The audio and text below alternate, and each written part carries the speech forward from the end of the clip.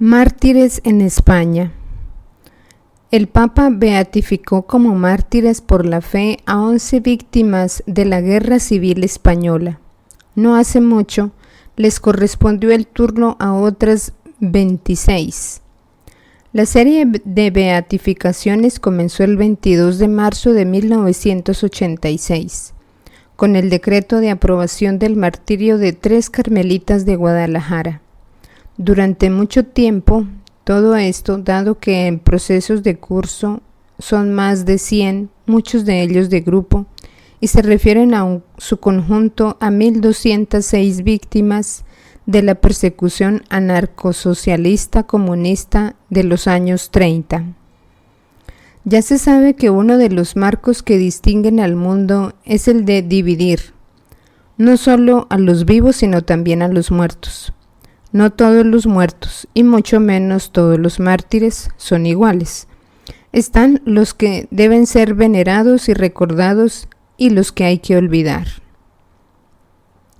Por desgracia, esta perspectiva tan mundana, porque está ligada al poder político y cultural vigente en cada momento, parecía haber contaminado a una parte de la institución eclesiástica.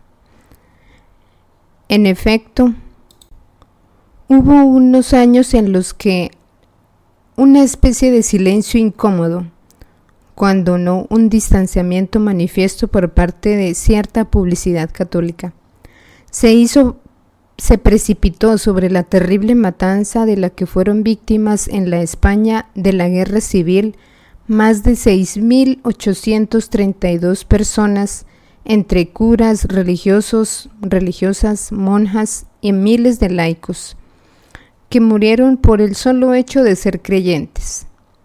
Así, a partir de los años 60, y tal como escribe Monseñor Justo Fernández Alonso, director del Centro Español de Estudios Eclesiásticos, motivos de oportunidad aconsejaron moderar el curso de los procesos de beatificación ya iniciados. Solo a partir de principio de los años 80 volvieron a tener vía libre. Hicieron falta el valor y el amor por la verdad de Juan Pablo II para reabrir una página en la historia de muchos, incluso de ciertas fuerzas poderosas de la misma Iglesia. Hubieran preferido que continuasen cerradas para siempre. Actualmente, al final del comunismo por autodisolución y la consiguiente relajación de la presión ejercida por la historiografía marxista tendenciosa que imponía un temor reverencial, debería favorecer una relectura objetiva del papel de la Iglesia en España, devastada primero por la guerra civil y sojuzgada después por el autoritarismo franquista. Ese régimen, apresuradamente detenido como fascista y equiparado incluso con el nazismo, cuando en realidad estaba muy lejos del paganismo racial que distingue a este último, y de la idolatría al estado del egelismo casero, que aflora en el fascismo italiano. Ese régimen, decíamos, logró mantener a España fuera de la Segunda Guerra Mundial, a pesar de las presiones de Hitler y Mussolini, y no se distinguió por una actitud belicosa hacia el exterior.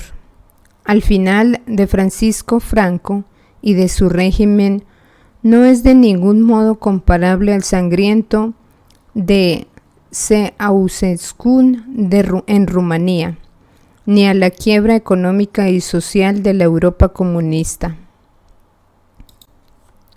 El rey Juan Carlos de Borbón, al que el socialista y fanático republicano Sandro Pertini consideraba como uno de los mejores jefes de Estado, fue elegido para la sucesión y preparado concienzudamente para ocupar el trono por el viejo caudillo. Sucesión que se produjo sin traumas, en un clima de pacificación y sobre bases económicas que permitieron a España situarse en estos años entre los países del mundo de crecimiento más rápido. Todas estas cosas estuvieron espectacularmente ausentes en los países del este, donde todo esto por reconstruir tanto en el plano de la economía como en el plano moral, mientras que los ánimos se encuentran aún sordamente divididos.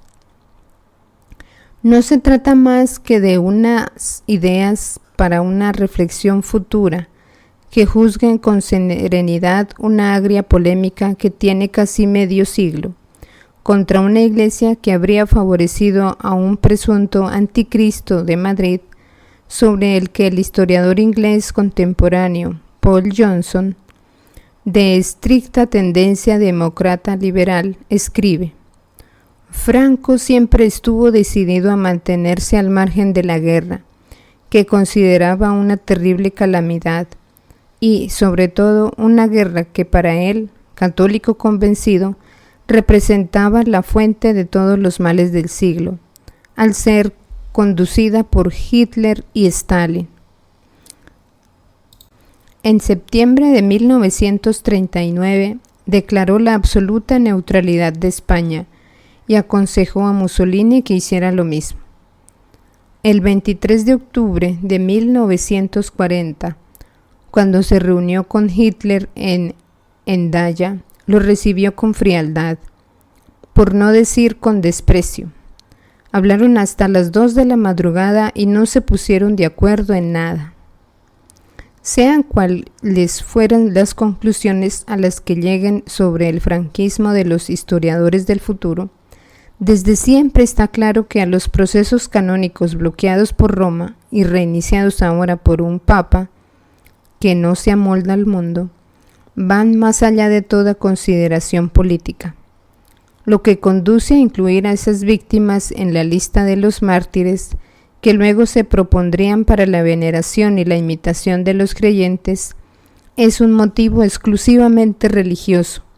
Lo que se debe valorar no son unas motivaciones políticas, sino sí la matanza que realizó por odio a la fe y sí fue aceptada pacientemente por amor a Cristo y por fidelidad a Él, tal vez con el explícito perdón de los asesinos. Lo que es cierto es que en la España republicana la matanza de católicos y solo de católicos, porque las iglesias y pastores protestantes no fueron tocados, no tuvo por finalidad castigar a hombres específicos y sus presuntas culpas. Constituyó un intento de hacer desaparecer a la iglesia misma. Como escribe el historiador de izquierdas Hugh Thomas, nunca en la historia de Europa, y quizá en la del mundo, se había visto un odio tan encarnizado hacia la religión y sus hombres. Y para citar a otro estudioso fuera de sospecha, y además testigo directo, como Salvador de Mandariaga, antifranquista convencido, partidario del gobierno republicano y exiliado después de la derrota. Nadie que tenga buena fe y buena información puede negar los horrores de aquella persecución durante años. Bastó únicamente el hecho de ser católico para merecer la pena de muerte, infligida a menudo en las formas más atroces. Hubo casos como el del párroco de Navalmoral, sometido al mismo suplicio que Jesús, comenzando por la flagelación y la corona de espinas hasta llegar a la crucifixión, en el que el martirizado también se incorporó como Cristo, se comportó, bendecido y perdonando a los milicianos anarquistas y comunistas que lo atormentaban. Hubo casos de religiosos a los que encerraron en la plaza de toros y les cortaron las orejas como en las corridas.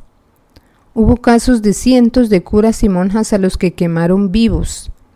A una mujer culpable de ser madre de 2 jesuitas la ahogaron haciéndole tragar un crucifijo.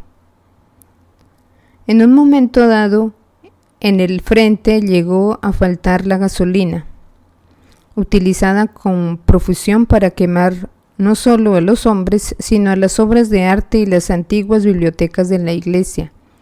Un desastre cultural provocado por un odio ciego hacia la fe. Pero no era la primera vez que se producían hechos similares. Lo mismo ocurrió en el vandalismo francés jacobino y con el del Risorgimento italiano. Los partidos y movimientos republicanos anarquistas, comunistas, pero en su mayoría socialistas, que se distinguieran más tarde en la guerra como feroces demagogos, que subieron al poder en 1931, favorecieron de inmediato el clima de odio religioso, que, en solo 10 días de la insurrección de Asturias de 1934, dio como resultado la matanza de 12 sacerdotes, 7 seminaristas, 18 religiosos y el incendio de 58 iglesias. A partir de julio de 1936, la matanza se generalizó.